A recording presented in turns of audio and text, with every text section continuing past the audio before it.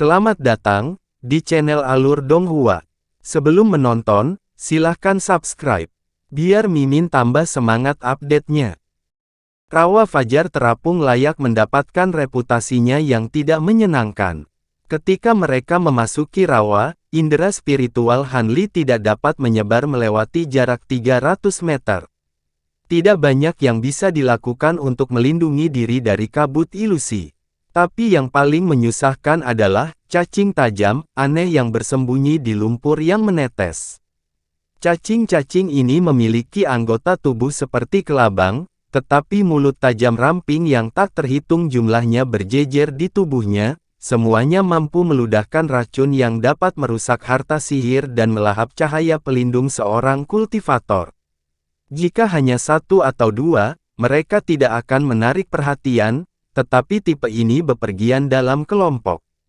Sejak mereka memasuki lumpur rawa, puluhan cacing akan muncul secara bersamaan, semuanya memiliki panjang sekitar 3 meter dan mampu terbang.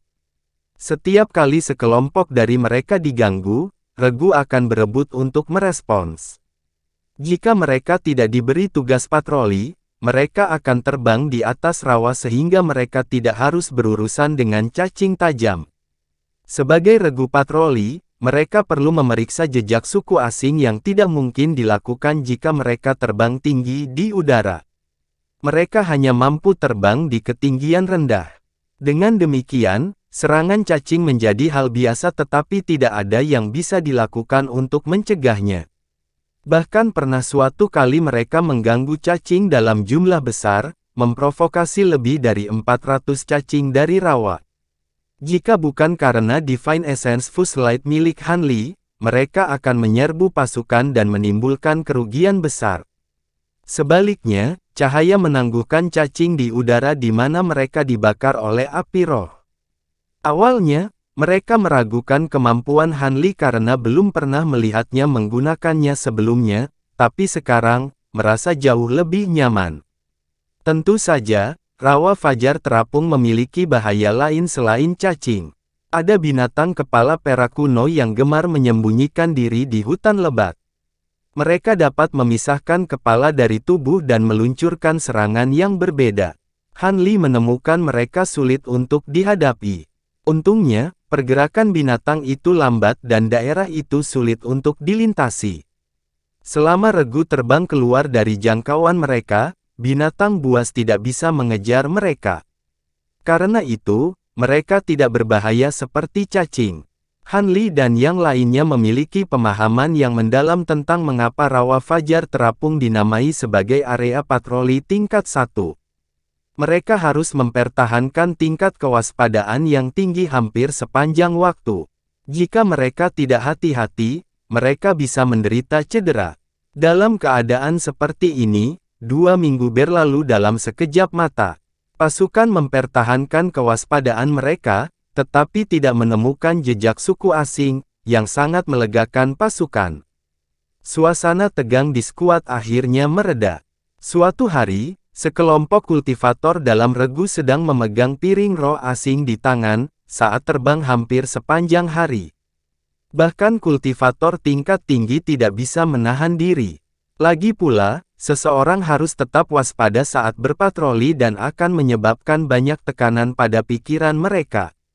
Saat itu, mereka tiba di depan sebuah kolam jernih selebar 300 meter. Ada tumpukan batu kecil di sisi kolam dengan sederet bambu hijau tumbuh. Semangat mereka bangkit. Pria besar bermata hijau itu bertukar pandang dengan yang lain dan dia mendekati Hanli. Dia dengan hormat berkata, "Senior Han, tempat ini sepertinya cukup bagus. Bagaimana kalau kita istirahat sejenak sebelum melanjutkan patroli?" "Tidak apa-apa, tapi hati-hati. Pertama, lihat apakah ada yang aneh," kata Hanli dengan tenang. Dalam penugasan mereka, Hanli jarang memberi perintah dan menyambut baik usulan regu. Ini menyebabkan jarak antara Hanli dan pasukan menjadi lebih dekat. Tentu saja. Pria bermata hijau itu berkata sambil tersenyum. Dia kemudian melambai kepada orang lain di belakangnya. 2 pria tua dan sepasang wanita menyebar dengan cepat terbang dalam lingkaran. Mereka tidak bisa tinggal terlalu lama, jadi mereka hanya menemukan tempat yang bersih untuk duduk dan beristirahat. Sebagai seorang kultivator transformasi dewa dan seseorang yang mengolah seni pembangunan hebat, patroli itu tidak membebani pikirannya. Dia tidak bergabung dengan mereka, dan hanya berjalan-jalan santai di sekitar kolam sambil melihat sekeliling. Kolamnya tidak terlalu dalam, tapi airnya sangat jernih. Di dalam air berenang seekor ikan perak seukuran jari yang tampak tidak berbahaya. Han Li mengerutkan kening saat melihat ini dan tanpa sadar mengangkat kepalanya dan menoleh untuk melihat selusin batang bambu. Beberapa angin tampaknya bertiup di dekatnya, tetapi tidak menimbulkan banyak suara, menambah suasana yang tenang. Pasukan sedang duduk di tepi air atau di samping hutan bambu, semuanya diam. Han Li kemudian mengalihkan pandangannya ke permukaan air yang seperti cermin dan bergumam sejenak. Matanya menjadi sipit sesaat. Dia perlahan berbalik dan mengangkat kakinya ke arah hutan bambu. Han Li menjentikkan jarinya yang tersembunyi di balik lengan bajunya. Lampu merah menyala dan 10 garis merah tenggelam ke tanah. Ini semua terjadi secara diam-diam dan tanpa jejak. Saat Han Li perlahan berjalan menuju hutan bambu, dia berhenti di depannya dan melihatnya dengan tatapan tenang. Tindakan ini tampak agak aneh. Pemuda bermarga Yin dan wanita bermarga Su tidak bisa menahan diri untuk tidak membuka mata mereka ketika mereka mendeteksi tindakan aneh ini dan saling memandang dengan aneh. Namun, Han Li mengabaikan mereka dan tatapannya segera menjadi sedingin es. Dia membuka mulutnya. Cahaya keemasan ditembakkan dan menembus hutan hijau dalam kilatan petir. Kemudian dengan retakan, sebatang bambu hijau setebal mangkuk terbelah di tengahnya. Iya, pemuda bermarga Yin itu berteriak kaget. Peri Su juga melihat dengan mata terbelalak. Tapi sebelum mereka bisa memproses apa yang terjadi, pemandangan yang tidak bisa dimengerti terjadi. Pancuran cairan hijau tua menyembur dari celah bambu yang terbelah, menyebarkan bau amis yang luar biasa di udara. Yang lebih mencengangkan adalah bagaimana bumi bergemuruh pada waktu yang hampir bersamaan. Raungan yang menyakitkan mengguncang tanah dan bambu hijau itu bergetar, berubah menjadi tentakel seperti rambut tebal dan menyerang Han Li dengan keras. Seolah dia bisa membiarkan serangan sederhana seperti itu mengenai dirinya. Dia menghilang dalam kabur dan muncul di atas air, dengan dingin menatap tentakel menari yang menyerangnya. Para kultivator yang sedang beristirahat di dekatnya dikejutkan oleh perubahan mendadak ini dan melonjak ke udara dengan panik. Mereka bahkan melepaskan beberapa senjata tajam untuk menyerang tentakel. Ketika melihat bahwa Han Li memotong salah satu tentakel, tanpa sadar menganggap enteng tindakan itu. Namun, mereka sama sekali tidak mengharapkan tentakel untuk memberikan dentang logam yang aneh saat tumbukan, dengan mudah memukul mundur senjata. Dalam keheranan, mereka juga berpikir untuk menyerang ketika batu abu-abu di sisi kolam tiba-tiba berubah menjadi hitam. Batu-batu yang berserakan dipelintir menjadi satu membentuk sisik hitam seukuran tengkorak. Binatang itu tampak bulat, tetapi tidak ada yang bisa melihat hidung atau mulutnya. Namun, ada tentakel tipis di punggungnya yang panjangnya lebih dari 30 meter. Tampaknya tergeletak tersembunyi di sebelah kolam. Bambu adalah transformasi dari dagingnya. Pasukan telah beristirahat di permukaan binatang itu. Telah menggunakan semacam kemampuan yang tidak diketahui untuk menyembunyikan dirinya dari indera spiritual, juga dari pelat roh asing. Menyerang, Han Li berteriak dari udara. Para kultivator merasakan hati bergetar dan segera melepaskan harta mereka. Untuk sesaat, cahaya berbagai warna bersinar di udara dan menelan binatang besar itu dalam semburan. Binatang purba itu tidak melarikan diri.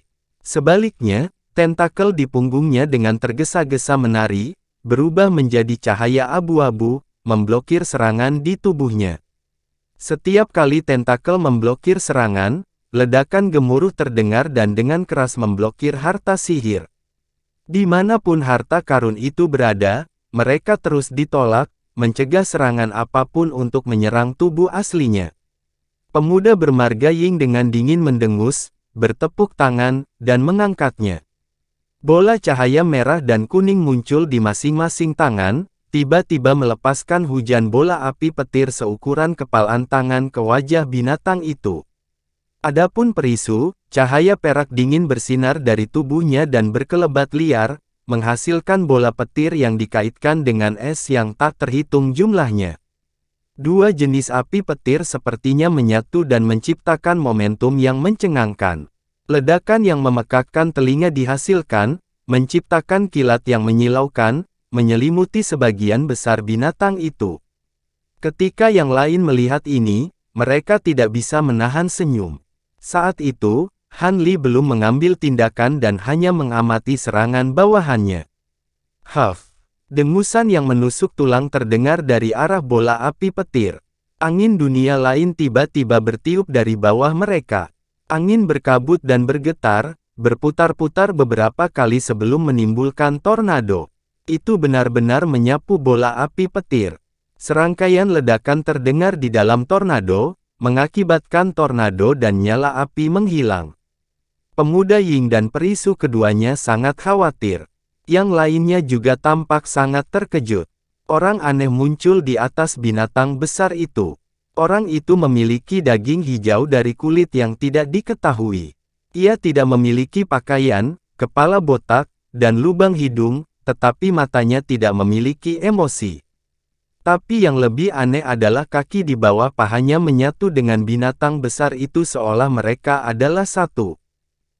Manusia binatang buas. Cepat bunuh dia. Kita tidak bisa membiarkan dia bergabung dengan binatang itu. Ketika mereka melihat orang aneh ini, pria pendeta Tao berteriak ketakutan. Ketika yang lain mendengar ini, mereka terkejut. Tanpa pikir panjang, mereka melepaskan harta karun kuno dalam seberkas cahaya. Sebentar lagi, Bisman dan binatang purba itu dilempari oleh serangan. Han Li melihat bawahannya benar-benar takut pada suku asing ini. Untuk kebingungan pasukan dalam regu, Han Li masih belum mengambil tindakan. Saat Bisman berada di ambang transformasi, dia terus melayang di udara dengan tangan di belakang punggung, menyerahkan pertarungan sepenuhnya kepada mereka. Saat para kultivator merasa agak stres, manusia binatang itu tiba-tiba melakukan serangan balik, menghalangi mereka untuk bertanya pada Han Li. Manusia binatang itu tertawa aneh dan bahunya kabur, menciptakan tornado kuning ke arah para kultivator.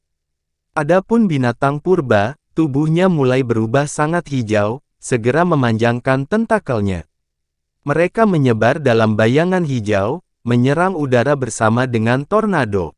Terlepas dari serangan harta sihir, apakah itu petir, nyala api, atau cahaya pedang, semuanya tersapu ke dalam tornado dan menghilang. Para kultivator panik, tidak mampu mengatasi apa yang terjadi. Saat Han Li melihat tanpa mengangkat satu jari pun, tidak ada yang memperhatikan ikan perak kecil di kolam mulai membentuk dua bola. Mereka berkilau dengan cahaya perak seolah dalam bentuk mata perak. Sementara itu, permukaan air yang tenang mulai bergolak keras, memperlihatkan mulut transparan setinggi 10 meter. Itu memiliki taring seperti es kristal. Kolam telah berubah menjadi monster dengan tubuh transparan. Pada saat itu monster transparan besar bergerak dan menerkam Han Li di udara. Han Li melihat pertempuran yang terjadi di antara manusia binatang itu tidak menyadari dirinya sedang diserang. Saat binatang transparan itu berjarak 10 meter dari Han Li, mata peraknya berkilat dan memamerkan taringnya. Cahaya abu-abu melintas dari punggung Han Li, dan garis tipis cahaya ilahi esens fus yang tak terhitung jumlahnya langsung menembaknya. Binatang besar itu berpikir untuk menghindar, tapi sudah terlambat. Dengan suara derai hujan, garis-garis abu-abu menembus tubuh binatang besar itu dan berputar, dengan kuat melilit tubuh binatang itu. Tubuh Han Li kemudian kabur, beralih ke binatang besar itu. Dengan pandangan sekilas, dia membuka mulutnya dan meludahkan gunung hitam kecil. Berputar di udara, melonjak beberapa kali dalam ukuran sampai menjadi gunung setinggi 300 meter di atas binatang transparan itu. Binatang itu tahu hal-hal yang jauh dari baik dan segera menggoyangkan tubuhnya dengan keras dalam upaya untuk melarikan diri. Sayangnya, itu adalah binatang yang dikaitkan dengan air. Dengan tubuh dari 5 elemen, itu tidak bisa berharap untuk melarikan diri dari ikatan cahaya yang menyatu dengan esensi ilahi. Garis abu-abu hanya bergoyang sedikit dan mengencang. Akhirnya, Han Li mengucapkan mantra. Suara bergolak memenuhi udara dan gunung itu jatuh, menghancurkan binatang transparan di bawahnya. Dia kemudian mengambil pandangan tanpa ekspresi pada binatang itu. Namun, teriakan keras dari belakangnya menarik perhatiannya dan dia perlahan berbalik dengan cemberut. Para kultivator masih sibuk dalam pertempuran mereka dengan manusia binatang itu, tetapi ketika manusia binatang itu melihat monster transparan yang ditahan oleh Han Li, ia mengeluarkan raungan panik. Manusia binatang itu tidak lagi mengendalikan tornado atau terjerat dengan lelaki bermata hijau itu. Sebaliknya, dia menamparkan binatang di bawahnya dan dengan cepat tenggelam ke dalam binatang raksasa itu. Buruk, dia akan bergabung dengannya. Cepat hentikan dia. Pria besar bermata hijau itu bersukacita melihat Han Li menahan binatang buas itu, tetapi wajahnya menjadi tegang melihat apa yang telah dilakukan manusia binatang itu. Pemuda Ying dan yang lainnya semuanya terkejut dan mencurahkan sebanyak mungkin kekuatan spiritual mereka ke dalam harta mereka, menggandakan semua upaya mereka untuk menyerang. Tapi meski tanpa arah, tornado masih menghalangi serangan untuk sementara waktu. Dalam penundaan itu, kulit binatang besar itu bersinar dengan cahaya hijau dan benjolan muncul di permukaan tubuhnya. Mula-mula sepasang kaki, lalu tangan muncul. Akhirnya, tubuhnya memanjang dan tumbuh kepala botak. Di bawah kendali manusia binatang, binatang besar itu berubah menjadi raksasa hitam setinggi 100 meter. Tubuhnya ditutupi sisik ungu kehitaman dan memiliki lentera hijau di matanya. Ketika itu muncul, mengangkat tangannya ke udara dan memukul dengan keras dengan cahaya hitam yang berkedip dari tinjunya. Boom bergemuruh dan selusin harta sihir hancur menjadi debu. Namun, sebagian besar dari mereka berhasil melarikan diri tinggi ke udara sambil meratap. Peri Su mengangkat alisnya dan mendengus. Hanya dia yang dianggap melanjutkan serangannya dan menunjuk ke pedang terbang putih miliknya. Membiarkan sebuah cincin yang tajam, ternyata panjangnya 10 meter dan kabur, langsung menghilang. Pada saat berikutnya, itu muncul kembali 20 meter di atas raksasa itu dan ditebas habis-habisan. Dia berencana untuk memenggal kepala raksasa itu sendiri.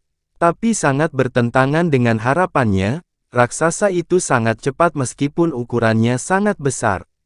Segera setelah pedang itu bergerak, ia membuka mulutnya dan mengembuskan kembali pedang itu dengan angin kencang. Ia dengan kuat mencengkeram pedang dengan tangan ungu kehitamannya.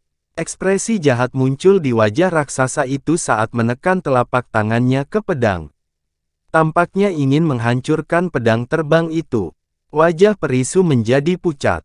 Pedang itu adalah harta sihir yang terikat secara pribadi. Jika dihancurkan, dia akan menderita serangan balik dari ikatan mentalnya dengan itu.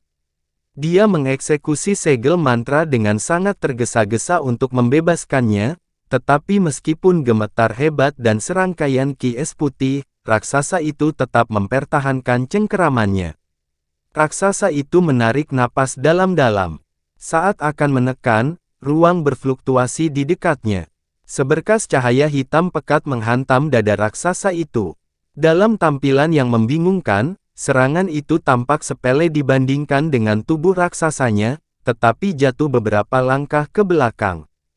Seberkas cahaya hitam hanya muncul sesaat, dan dari tempat kemunculannya mengikuti seekor burung api perak.